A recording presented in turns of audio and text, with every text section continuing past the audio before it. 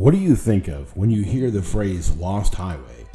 Do you go literal and think of being physically lost somewhere unfamiliar on a remote stretch somewhere in our vast country?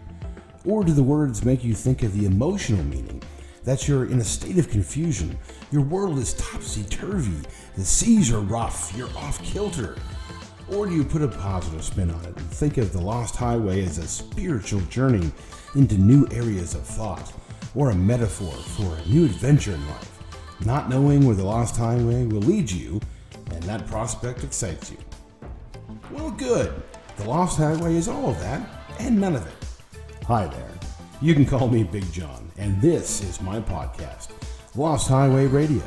Now, each time you visit, I'm going to take you down the Lost Highway by exploring a topic that I find interesting. Now, I got to warn you, I like to rant, so sometimes my Lost Highway trip will be angry and frustrated by the out-of-control world we live in, and next I'll be going on about a great movie I saw and why it's going to change your life. Hey, good or bad, my tales will be chock full of my own patented brand of sarcasm and snark. So hop in, buckle up, and let's take a cruise down the Lost Highway.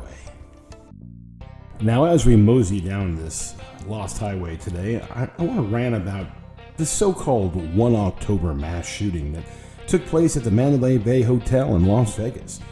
First off, I recently relocated with my wife to Vegas back in July, so I was actually on the Strip when this happened. I was spending some time with a buddy of mine.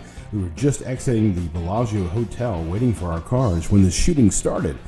Now, I was only maybe half a mile away, but I didn't hear it. None of us did. We were oblivious. I went my way, he went his, and I came home. And about 10:30, I was sitting on my couch, completely unaware, and I started thumbing through Facebook. Well, sure enough, friends of mine down in Los Angeles, a couple hundred miles away, are telling me about what's going on in my city less than a few miles away from me. So I turn on the news, and there it was. Just absolute pandemonium. I couldn't believe it. It was surreal. I mean, it was a profound experience to know how close I was. Now, secondly, I'm a big country music fan, and I tried to get tickets to the Route 91 Harvest Festival where the shooting happened. Well, I could have gotten them, but they were going to be way too expensive. I got priced out, so I didn't go. Man, oh man, I was bummed out, but once I found out what happened and how close I came to death, it was incredible. I mean, it's amazing the choices we make and how they define our lives. I'm sure I'm thanking my lucky stars now. Look, it's been about 6 weeks, maybe 7 now, and in stark contrast to every other major mass shooting that has befallen our country, we still have zero answers. I mean, we got bupkis, a squat, nothing. And what we do have is a growing web of conspiracy theories. I mean, was Stephen Panicolo a nut? Was he Antifa? Was the security guard, Jose Campos, in on it? Was it an assassination attempt on Saudi royalty gone bad? Who knows? That's the problem. We don't know anything, so people are filling in the blanks. It's just human nature. Now listen, here's what I think. If we're to believe that Paddock pulled this off alone, well, where did this mild-mannered rich gambler get the training and, most importantly, the calm needed to pull this off? Now, if he had those skills, why did he then kill himself at the very first sign of danger from the cops? Because, as you know, or may not know, he installed security cameras in the hallway and was able to tell when anybody approached the room. This doesn't make sense. Is he a mild-mannered gambler, or is he a spy, a spook, a nobody?